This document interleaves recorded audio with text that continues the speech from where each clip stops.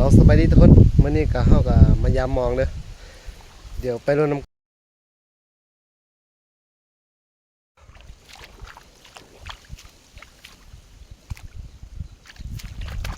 เดี๋ยว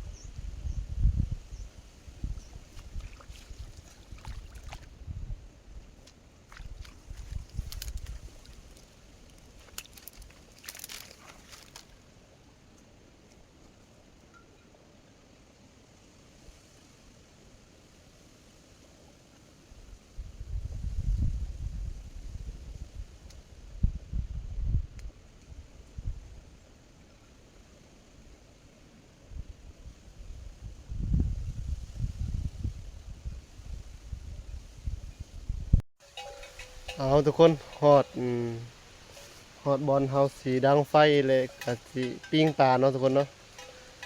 นี่ทุกคนเฮาก็อยู่นี่แหละอยู่เที่ยงไห้เขาเนาะเดี๋ยวเฮาสิดังไฟสิกินข้าวไปเป็นจั่งใดก็ฝากไปติดตามนํกันทุกคน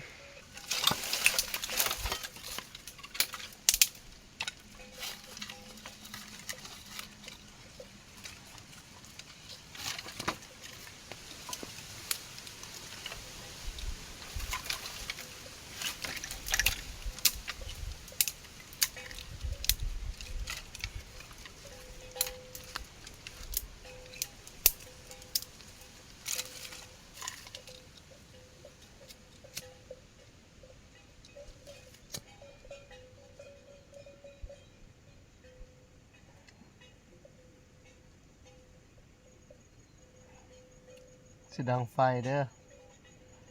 สิเฮ็ดกินก่อนเฮาสิปิ้งปลาถึงมองกินนี่ฮะเฮายาม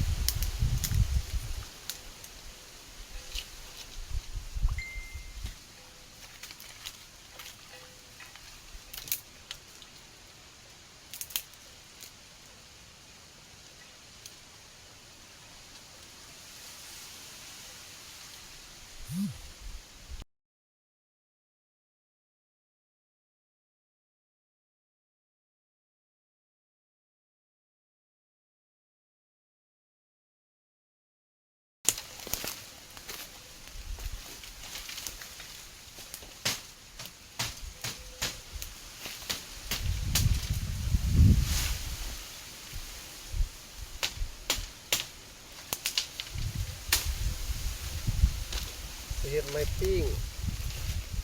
เป็นไม้ปิ้งปลาเนาะ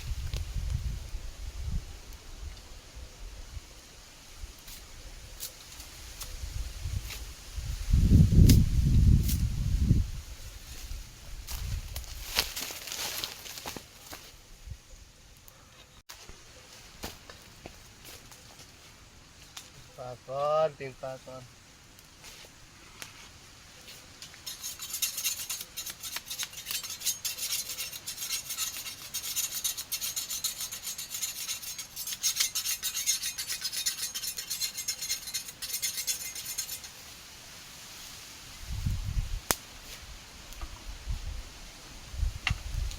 ปิ้งปลากินข้าวทุกคนเลย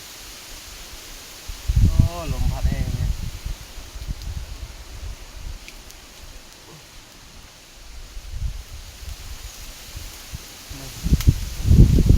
ปลาดุกแล้วก็ปลาคอนี่ปลาคอปลาดุกกับปลาคอ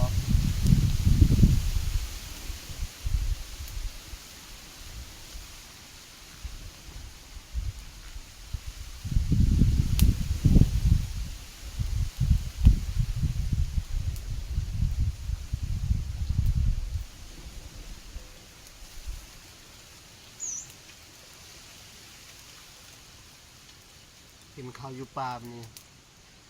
เลี้ยงควายชีพเฮาก็แบบนี้เลย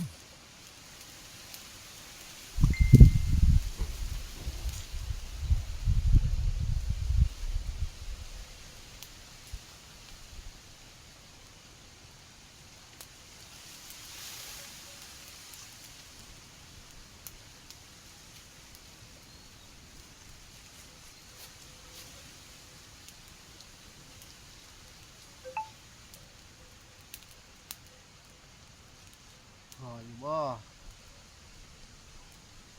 พออยู่โอ้ย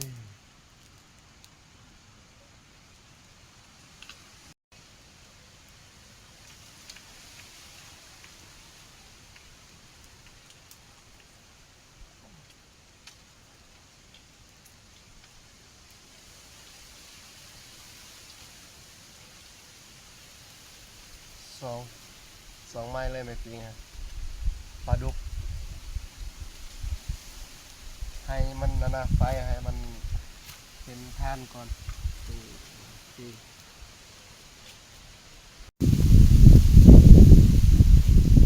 ใกล้แล้วใกล้เป็นทานแล้วทุกคนเลย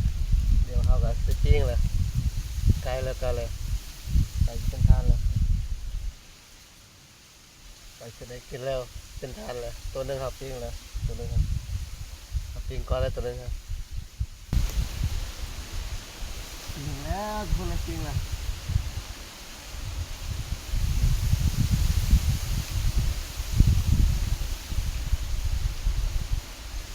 ปิ้งแล้วควันตรวจอยู่ครับปิ้งแล้ว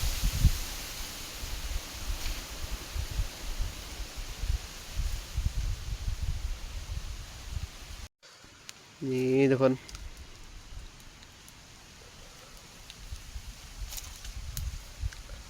เขาก็จะปิ้งแบบนี้แหละทุกคนนะอาหารกันกินแบบอยู่แบบธรรมชาติเลยนี่ควายเขาก็อยู่พุ่นแหละอยู่ทางลมพุ่นแหละโอ้ยควันตรวจอยู่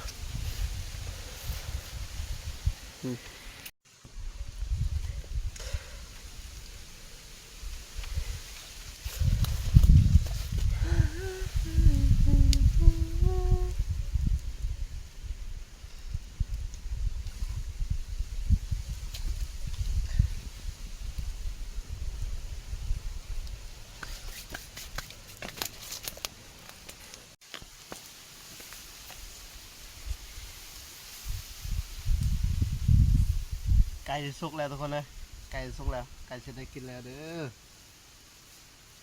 ไก่สุกแล้ว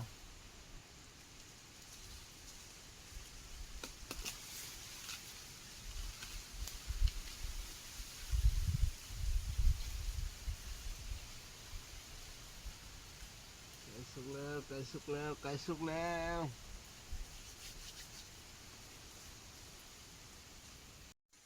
นี่เห็นบ่ไก่สุกแล้วไก่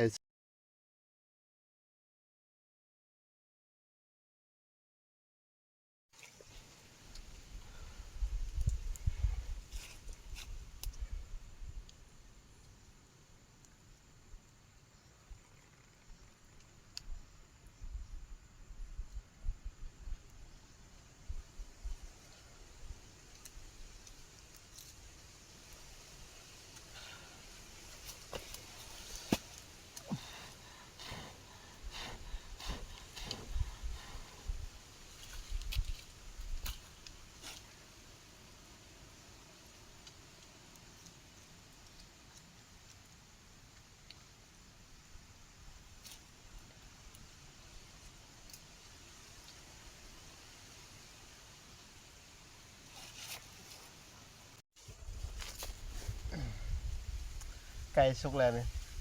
ไก่สุกเลยเด้อ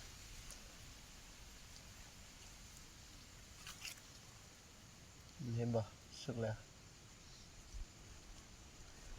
ปิ้งให้มันแห้งๆก่อนบ่แม่นเฮาบ่ได้อันนั้นเด้อเฮาเอาออกแล้วนะใส่มันช่วงนี้มันก็ปลามันจะกินขี้กระเดือนหลายเนาะเฮาก็เลยเอาออกใส่มันนะขัดบ่เอาออกเลยกินบ่ได้เลย เด้อว้าวเกิด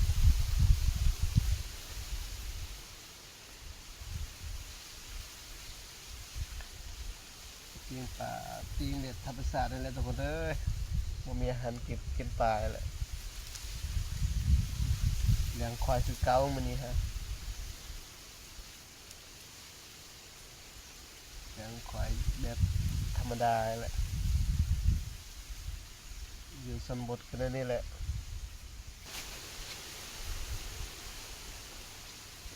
สุกแล้วทุกคนนะเขาก็สิใส่อยู่นี่แหละเอาออกจากไม้ปิ้งเขาสิใส่บนนี้ควายเขาไปแล้วเขาก็กินเขาอยู่พุ่นเลยควายเขาไปแล้วทุกคนนะสุกแล้วเขาก็ใส่อยู่ใบเลยออกจากไม้ปิ้งเขาก็ใส่ใบใหม่เลย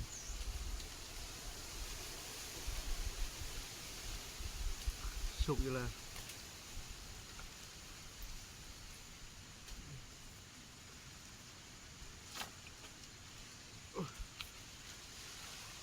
โอ้ยไฟมันไปแล้วมันมีทุ่งยางเขาก็ไฟใบไม้เลย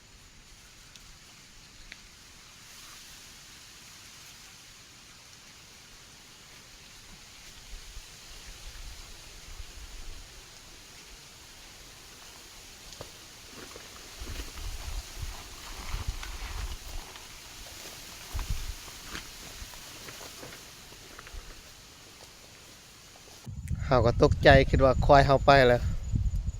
เขาแล่นเลยว่าสุดท้ายควายเขายังไม่ได้ไปเนาะนี่เขากำลังกินยาอยู่นี่แหละนี่อยู่นี่ก็มีนี่เขากำลังกินยาอยู่นี่แหละเดี๋ยวเขาก็สิกินข้าวอยู่พุ่นแหละกินข้าวอยู่กุ๊กไม้พุ่นแหละอยู่บนลุมกุ๊กไม้นั่นแหละเขาสิกินไปกินข้าวนำกันเลยทุกคนว้ายกินข้าวแล้วทุกคนเอ้ย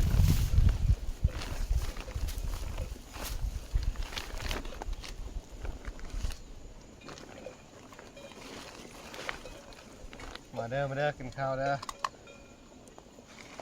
เราก็กินข้าวอยู่นี่แหละ